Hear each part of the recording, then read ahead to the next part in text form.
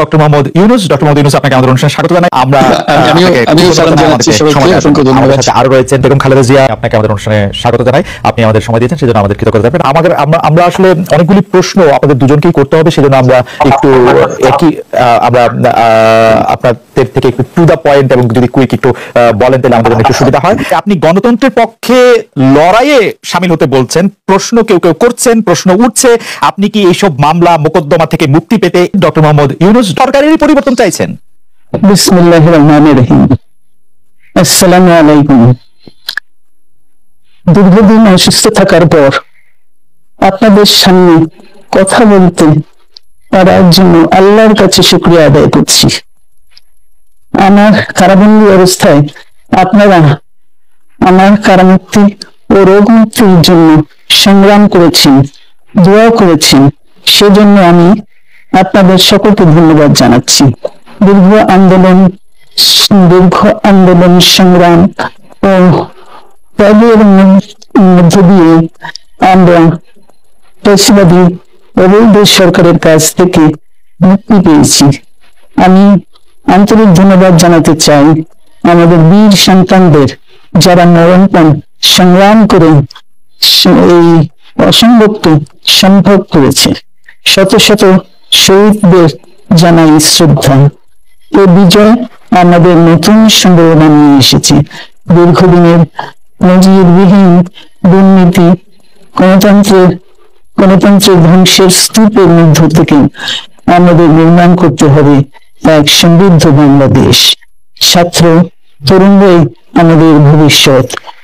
তরুণরা এই যে স্বপ্ন নিয়ে বুকের রক্ত ঢেলে দিয়েছি, সেই স্বপ্ন বাস্তবায়ন করতে মেধা, যোগ্যতা, জ্ঞান ভিত্তিক গণতান্ত্রিক বাংলাদেশ গড়ে তুলতে হবে। শোষণহীন সমৃদ্ধ বাংলাদেশ, সকল ধর্মের গোত্রের অধিকার নিশ্চিত করতে হবে। শান্তি,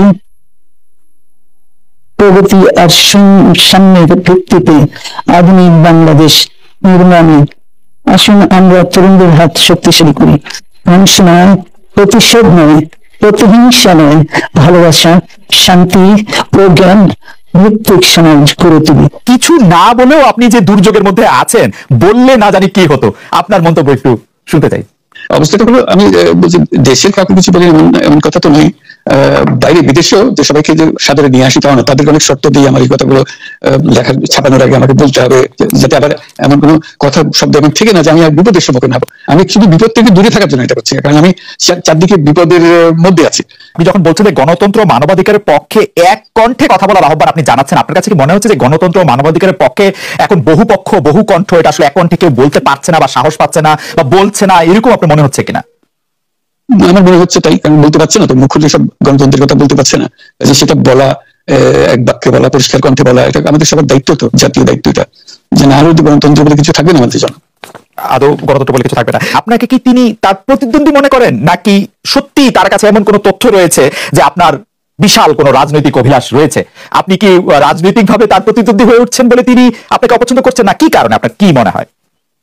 আমার মনে হয়, আমি মনে করেন যে আমি দেশের সর্বোচ্চ ডাকু, সন্ত্রাসী, কিংবা আমি অপরাধী, আমি সেরা চোর, এই জাতীয় জিনিস মনে করেন। কাজে সেগুলো ব্যাখ্যা করেন উনি, তার মাকে এমন সব কটু শব্দ ব্যবহার করেন যাতে মনে হয় যে আমার সম্বন্ধে তার ধারণা খুবই খারাপ। আসলে এটা নিয়ে কথা বলাটা একটু বিব্রত করি, কিন্তু কেউ কেউ এটা বলে থাকেন যে বিশেষ করে যে 2007 সালে যে 111 সরকার আমরা যাকে বলি, তাদের যে বিরাজনীতিকরণের একটি চেষ্টা, সেই চেষ্টার মধ্যে আপনার অংশগ্রহণ আছে কিনা? যদিও বারবার বলা হয় যে আপনি আসলে সেই ক্ষমতাটা দখল করতে চাইছিলেন, অথচ আমরা উল্টা শুনেছি, আপনার মুখেও শুনেছি, যারা ওই সময় কৌশল ছিলেন তাদের মুখেও শুনেছি যে আপনাকে আসলে অফার করা হলো, আপনি সেটা ফিরিয়ে দিয়েছিলেন। কিন্তু কেউ কেউ বলে থাকেন আপনি একটা লম্বা সময়ের জন্য চেয়েছিলেন। এইটি কি একটা কোনো কারণ হতে পারে? এই ব্যাপারটি কি আমাদের দর্শকদের জন্য মানে বা ইয়েদের জন্য আপনি পরিষ্কার করবেন যে আপনি আসলে রাষ্ট্রের সর্বোচ্চ ক্ষমতায় বা রাজনীতির জায়গায়, দেশ পরিচালনায়, সেগুলিতে আপনি আসলে আসতে চেয়েছিলেন কিনা, চান কিনা, বা ওই জায়গা থেকে? যদি চাইতাম খালেদ, যদি চাইতাম, তখন যখন মিলিটারি আমার বাসায় এসে বসে রইল সারা রাত আমাকে রাজি করানোর জন্য, আমি তো লুফে নিতাম। রাজি করানোর জন্য বসে থাকতে হবে কেন? আমি যদি ক্ষমতায় চেকটা বলি আর চলেন চলেন কি করতে, কোন জামাটা করতে হবে দেখিয়ে দেন, এখন যাচ্ছি। আমি তো সেটা করিনি, তাদের সাথে তর্ক করেছি, সারা রাত ধরে তর্ক করেছে যে না ভাই আমাকে দিয়ে না, আমি এই কাজে উপযুক্ত না, আপনারা অন্য লোক খোঁজেন। তারা আমার উপরে মন ঠিক করে ফেলেছে আমাকে নিতে হবে। আমি বারে বারে বলতেছি তাদেরকে, তারা নিরাশ হয়ে ফিরে গেল, বললো যে সকালবেলা আবার আসবো, সকালবেলায় আসলে তখন আপনি আমাদেরকে বলেন যে রাজি আছেন। ঠিক আছে, তা না হলে তো আমি সঙ্গে সঙ্গে রাজি হয়ে যেতাম। খেয়ে ছাড়ে তো আপনাকে দেশের পুরো সরকারের প্রধান হওয়ার জন্য আহ্বান জানাচ্ছে, বাংলাদেশে এরকম কয়জন মানুষ আছে বলে যে আমি এই দায়িত্ব গ্রহণ করবো না? আমি তো করলাম সেটা, এখন আমার নামে বলা হচ্ছে 10 বছর। আমি বছর দিয়ে পুষ্ট উঠে না, এরপরে তো কয় বছর কয় কাটলো, আমি 10 বছর দিয়ে কি করবোটা কি? আমি 10 বছর দিয়ে আমি তো বলছি আমি এই কাজের জন্য নই, দেশে আমার দেশ পরিচালনা করা আমার দায়িত্ব না, আমার কাজ না, আমি জানি না এটা কিভাবে করতে, আমি যেটা জানি সেটা করি। আপনার হাত দিয়ে যখন গ্রামীণ টেলিকমের প্রতিষ্ঠা হয় তখন এর আয় থেকে আপনি গ্রামীণ ব্যাংকের সদস্যদের জন্য ব্যয় করার কথা বলেছিলেন বা ভেবেছিলেন। আপনি গ্রামীণ ব্যাংক থেকে চলে আসার সময় বা ওই আগে পরে আমরা দেখেছি যে সে আর্টিকেল অফ অ্যাসোসিয়েশনটা আসলে ওই একই রকম নাই, বদলানো হয়েছে। তো গ্রামীণ ব্যাংকের বা গ্রামীণ টেলিকমের এই বেনিফিশিয়ারি থেকে গ্রামীণ ব্যাংকের সদস্যদের আসলে বাদ কেন দেওয়া হয়েছে, মানে এইটার পিছনে কারণ কি? এখন গ্রামীণ টেলিকমের যে লভ্যাংশ তা কোন খাতে আসলে ব্যয় করা হয়, বা মানে যে আয়টা মুনাফা সেটি আসলে কিভাবে ব্যয় করা হয়? গ্রামীণ টেলিকম একটা স্বতন্ত্র প্রতিষ্ঠান, এটা কোম্পানিজ আইনের 28 সেকশন 28 দ্বারা সৃষ্ট। তার অর্থ হলো যে তাকে আইনের ভাষায় বলে non dividend company guaranteed by limited by guarantee. কাজে এটার কোনো মালিক নাই, কাজে মালিক যেহেতু নাই, এটা তার নিজের নিয়মে যারা গ্যারান্টি দিয়েছে, যারা গ্যারান্টির পরিমাণও খুব সীমিত, লিমিটেড বাই গ্যারান্টি 1000 টাকা। মানে যদি যত তোলপার হয়েও যায় কোম্পানিতে, যদি পাওনা থেকেও যায় লোকজনে, যারা এটা পরিচালনা পরিষদে আছে তাদের দায়িত্ব হবে 1000 টাকা পর্যন্ত, এর দায়িত্ব থাকবে 1000 টাকা পর্যন্ত, এর বেশি তার দায়িত্ব থাকবে না। কাজে এত সহজ সরল একটা জিনিস। তো সেটি হলো গ্রামীণ টেলিকম। গ্রামীণ টেলিকম তখন একবার বলেছিল যে তাদেরকে কিছু কিছু সহায়তা দেবে এটা অর্জনের কাছে, এটা তাদের নিজস্ব সিদ্ধান্ত, এটা কারো চাপারও সিদ্ধান্ত না। যে সিদ্ধান্ত, সেই সিদ্ধান্ত অনুসারে সেই সমস্ত যে পরিমাণ টাকা তারা বলেছিল দেবে, এখানে দিয়ে যাচ্ছে। এই পর্যন্ত 500 কোটি টাকার উপরে দেওয়া হয়েছে এই সহায়তা। কাজে ওইটা যে আমরা গ্রামীণ টেলিকম এটার থেকে পৃথক হয়ে গেছে, তার যে কথা দিয়েছিল, কথা করে এটা একটা কথা দিয়েছিল, এটা পূরণ করছে না, এটা আইনগত করবে, যে আইনি বাধ্য হতে আপনি দিতে বাধ্য হবেন, এরকম কিছু ছিল না। কাজে এই ধরনের বিষয়টা এই টেলিকমের বিষয়ে বলা।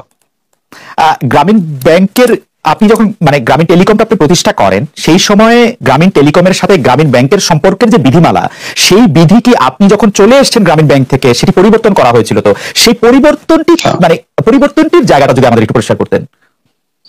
পরিবর্তন ছিল যে আগে এটা নমিনেট করতে পারতো গ্রামীণ ব্যাংক, চেয়ারম্যান পদের জন্য একজন লোক নমিনেট করতে পারতো।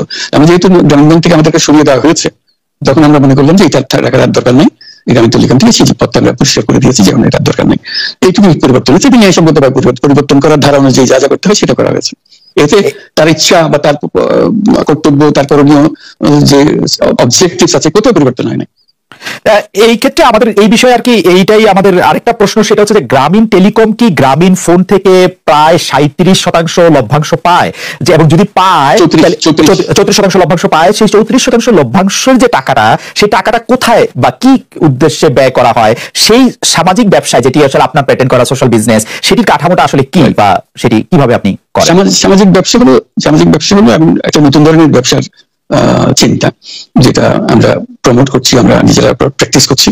সেটা ব্যবসা মানে হলো মুনাফা করা, ব্যক্তিগত মুনাফা করা, এবং তার লক্ষ্য হলো সর্বোচ্চ মুনাফা করা। এটি হলো ইকোনমিক্স এর নিয়ম, যে সর্বোচ্চ মুনাফা যদি করি সবকিছু ঠিকঠাক মতো চলবে।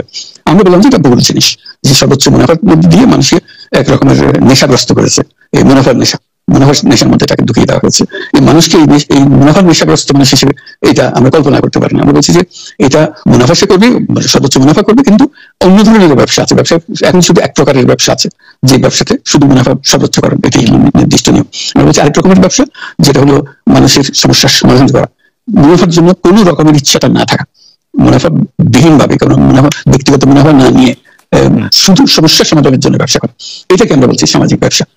এই অর্থ দিয়ে আমরা সামাজিক ব্যবসাগুলো প্রতিষ্ঠা করছি, একটা করে একটি সামাজিক ব্যবসা প্রতিষ্ঠা করছি, যে কারণে আমরা এটার মধ্যে শরীক হয়েছিলাম, যে আমরা পুরো গ্রামীণ ফোনকেই সামাজিক ব্যবসা করার চেষ্টা করেছিলাম। সেটা টেলিনরকে আমরা রাজি করাতে পারিনি, কাজে টেলিনর বলছে যে না, আমরা ব্যবসা করবো। কাজে আমরা ওইটা না পারি, শুধু গ্রামীণ টেলিকমকে আমরা সামাজিক ব্যবসা হিসেবে রেখেছি।